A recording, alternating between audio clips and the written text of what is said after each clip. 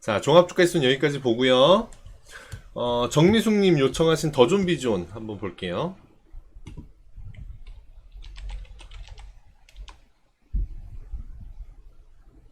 맞죠? 회계 프로그램 파는 회사. 일반 소프트웨어 맞네요. 어, 네, 맞습니다. 와, 2020년 9월 달에는 전년 대비 매출액 증가, 영업이익 증가, 당기순이익.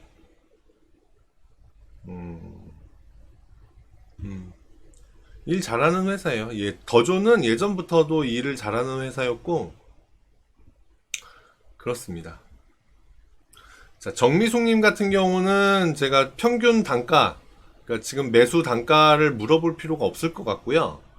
그리고 지금 차트의 흐름도 중요하지만 오늘 요 종목의 키포인트는 그건 것 같아요. 낙폭과대주를 어떻게 매매할까? 어떻게 매매하면 좋을까? 그거에 대한 내용을 말씀드리면 참 좋은 얘기가 본보기가 될 것 같아요. 주봉 한번 볼게요.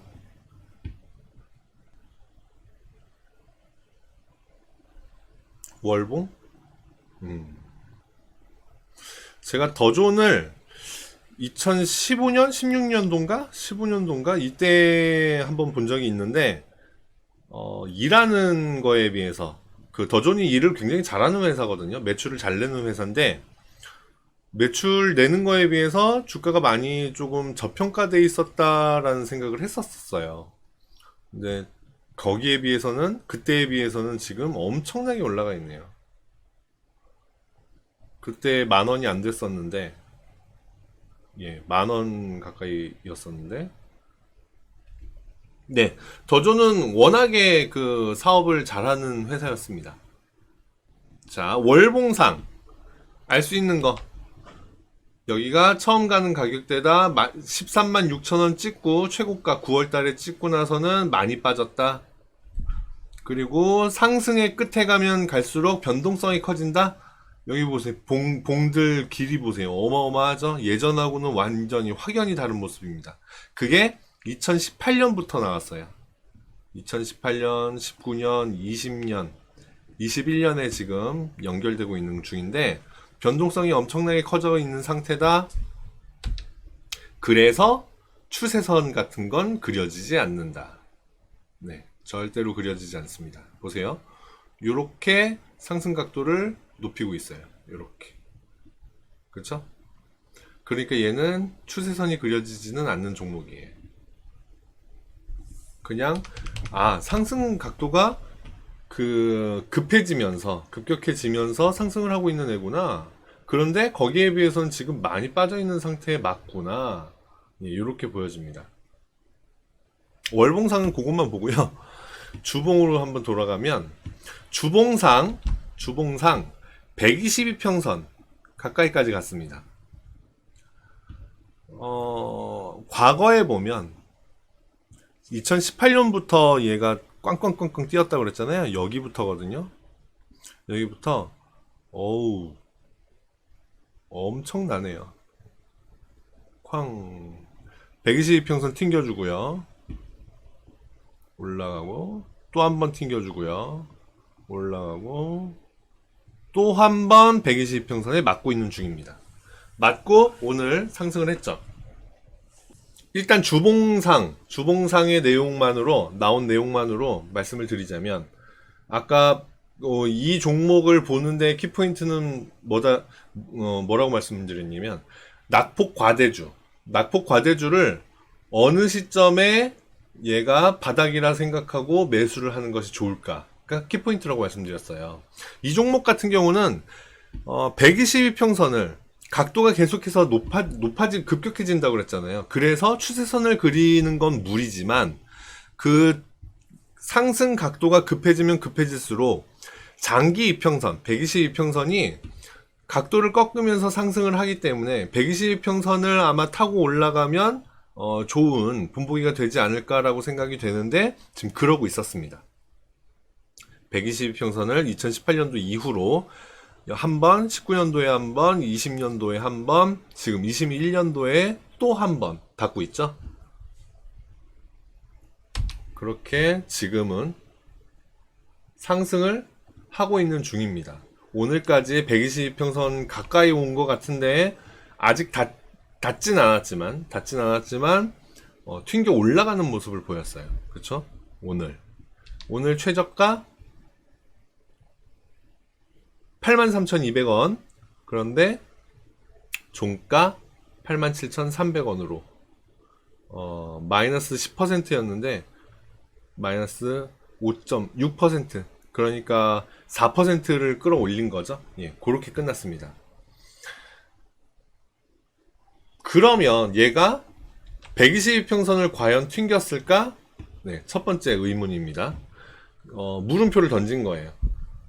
알 수는 없어요. 얘가 지금 봉 보세요. 봉 하나, 둘, 주봉상으로 두 번째 봉만에 여기까지 아주 급격한 하락을 보이면서 여기까지 닫고 살짝 회복을 한 거거든요. 그런데 이게 과연 여기서부터 여기까지 떨어지는 게 과연 이렇게 훅 떨어졌다가 훅 올라갈까? 그거는 개별 종목의 특성을 좀 타요. 여기 보시면 훅 떨어졌다 훅 올라가는 모습이 있죠. 실제로 급격한 모습을 좀 보이는 경향도 있긴 있습니다. 그러면 얘가 과연 여기를 지켜준 것일까? 이제 첫 번째 의문입니다. 122평선, 주봉상 122평선 82,250원이죠. 메모 좀 해놓고 일봉 가보겠습니다. 제가 일봉을 아까 이렇게 봤었는데, 이렇게 보였었는데 왜 이렇게 늘려놨냐면 코로나 때, 그러니까는 2020년 2월, 3월, 4월 3개월 동안 급격하게 빠졌다가 급격하게 회복을 했는데 이 더존 비즈오는 어떻게 움직였는지 보려고 축소를 해본 거예요. 넓게 본 거예요. 그랬는데 제가 그 느낌을 보라고 말씀드렸죠. 종목의 어떤 움직임, 흐름을 읽을 때 넓은 숲을 한번 보셔라. 이런 느낌 있으실까요, 혹시?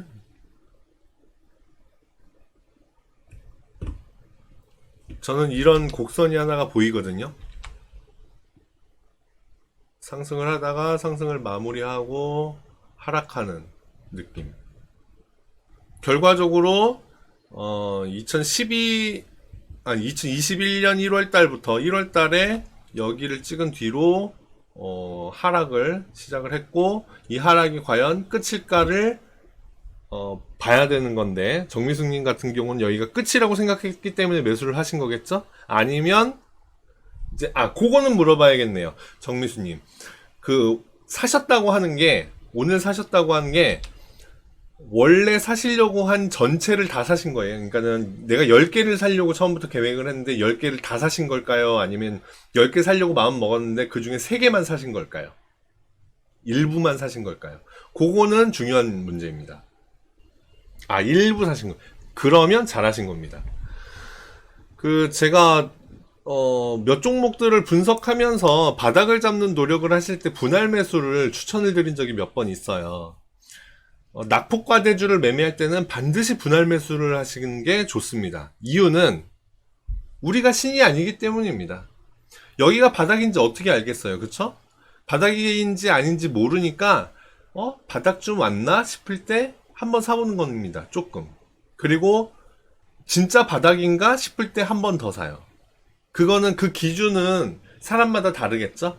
정미수님께서 세워놓으신 그 기준을 구체화시켜서 여기가 바닥쯤일까 싶을 때 조금 사고요.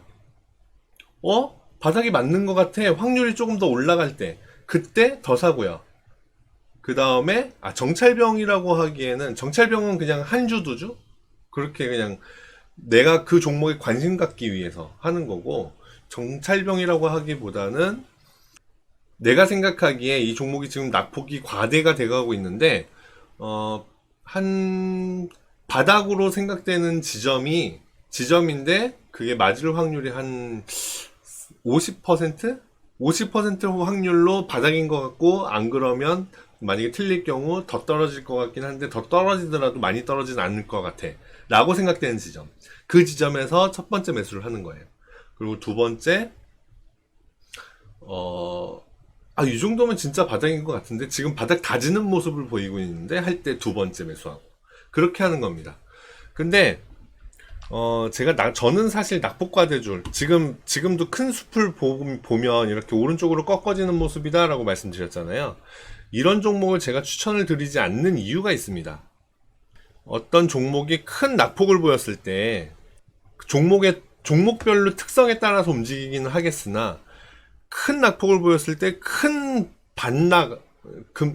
급등을 보이는 종목이 있는가 하면, 큰 낙폭을 보이고 나서 여기서 바닥 다지기를 천천히 하고 오랜 시간이 지난 후에 조금씩 상승을 하는 종목이 있습니다. 그런데 확률로 보자면 이쪽이 훨씬 많습니다.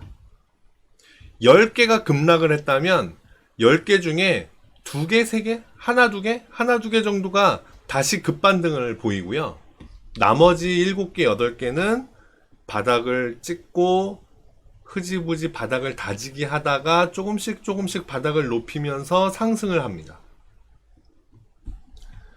제가 지금 말씀드린 이 확률은 제 경험상이에요. 경험상입니다. 경험상 보면 큰 하락을 보이면 거의 바닥 다지기를 하고 오랜 시간을 지난 후에 다시 상승을 이어가거든요. 그렇기 때문에 10주 사셨어요? 10주? 많이 사셨다는 얘기로 들었습니다. 10주 사셨구나. 그 정도면 괜찮죠. 그렇다. 일반적으로 그렇다. 근데 이 종목은 예전에도 급락을 하고 급등을 보였던 종목입니다. 그러니까 충분히 이번에도 급등을 보일 수 있겠죠? 예, 그 기대로 사는 겁니다. 그런데 여하튼 급등을 보일 확률은 그렇게 많지 않다. 급락주를 사는 건 오래 가지고 있으려고 하는 거다. 그 부분은 잊지 마시기를 바라고요. 여하튼 지금 큰 숲을 봤을 때에는 오른쪽 끝에서 하락하는 모습을 보이더라. 그 다음 이제 좀 넓게 볼게요. 크게 볼게요. 여기는요, 코로나 이후로 상승 꼭대기를 그리고 9월 8일날 꼭대기를 그리고 그 다음에 하락, 여기 바닥을 조금씩이라도 높여주면 좋아요. 근데 높여주다가 여기에서 쿵 고점 높이까지 못 가고 낮추고 다시 여기 바닥, 일단 여기 바닥이 여기보다 높은 거 사실입니다. 그래서 아직까지는 좋아요. 근데 두 번째 상승을 이어갈 때 앞에보다 고점이 낮은 게 문제였어요. 여기가 왜 고점을 낮추지? 그리고 떨어졌거든요. 왜 고점을 낮추지? 이거 불안한데. 세 번째 역시 마찬가지 같은 고점에서 떨어졌습니다. 이날 고점이 2월 16일 날 고점이 11만 5,500원인데 3월 2일 날 고점이 11만 6천원이었어요. 그쵸? 불과 한 틱 올라가고 떨어진 겁니다. 그러니까 결국 고점을 뚫지 못했다로 보여지는 거예요. 그리고 나서 빠지는데 결국 얘를 혹시 이 종목을 가지고 있었다라고 한다면 여기에 저점, 여기에서 깰 때 손절을 했어야 되는 겁니다. 이거 저점을 볼까요? 98,000원이거든요. 98,000원 언제 깼는지 볼까요? 요 날이죠. 요 날 깼습니다. 3월 29일 날 98,000원을 깨고 아래로 97,100원 뚫고 내려갔고 종가도 97,300원으로 끝났습니다. 그러면 요 날 혹은 그 다음날 요 3일 내에는 손절을 하는 게 맞았어요. 그러고 나서 더 큰 하락을 보이기 시작한 거죠. 큰 하락 중에 첫 번째 빨간 봉이 보인 건데요. 이걸로 상승 전환으로 방향 전환을 한 것일까? 그렇게 보이진 않습니다. 근거는 뭐냐? 주가는 파동입니다. 올라갈 때도요, 어떤 시간 간격으로 올라갔다가 떨어지고 올라갔다가 떨어지기를 반복하면서 상승을 합니다. 급등이나 급락도요. 올라가다가 옆으로 조금 기더라도 혹은 아래로 조금 빠지더라도 이 시간이 조정받는 시간이 좀 짧더라도 한 번씩은 꺾고 갑니다. 이렇게 한 번씩은 꺾고 갑니다. 급등이더라도 이렇게 해요. 그런데 지금 얘는 어떻죠? 급락이죠. 급락입니다. 여기까지는 급락으로 안 보이는데 아까 38,100원인가요? 거기 깰 때는 거기 깨면서부터 요 날부터는 급락으로 봐야 됩니다. 급락 중에 첫 번째 빨간봉이 나온 거예요. 그러면 적어도 요런 모습이 두 번은 보인다 라고 가정했을 때 이거 첫 번째거든요. 그러면 요번에는 짧은 조정이겠구나 이렇게 생각하는 게 맞습니다. 거의 일반적으로 그래요. 일반적으로. 그런데 주봉상은 좋은 게 있습니다. 주봉상은 좋은 모습이 여기 122평선 안 뚫고 내려갔죠. 근처까지 갔다가 회복을 하는 모습을 보이고 있는 중입니다. 지금. 그러니까 주봉상에는 지금 일단 좋아요. 만약에 주봉을 봤었다면 주봉 가까이에서 얼마죠 여기? 주봉상 122평선 가까이에서 82,250원 최저가가 83,200원이네요. 그러니까 83,000원 83,000원 가까이 왔을 때 한번 매수해보는 전략 괜찮았습니다. 82,500원 82,500원에 혹시 주문을 넣었으면 체결이 안 됐겠죠. 여하튼 지금 좋은 매수 자리는 122평선이었다. 그런데 122평선이 닿지 않았고 아직 닿지 않았고 튀어 올라갔는데 과연 이게 122평선을 튕긴 걸까? 조금 더 시간이 필요한 겁니다. 다시 일봉으로 다시 돌아오면 그렇게 봤을 때는 주봉상 봤을 때는 120평선을 튕긴 걸까 아닌 걸까 애매한데 일봉상으로 봤을 때는 이제 하락의 시작이 아닐까 이렇게 보이는 겁니다. 그러니까 이게 빨간봉이 이제 방향 전환의 신호가 맞다고 한다면 내일 그리고 다음 주 월요일 화요일까지 한 3일 정도는 계속해서 올라가는 모습을 보여줘야 됩니다.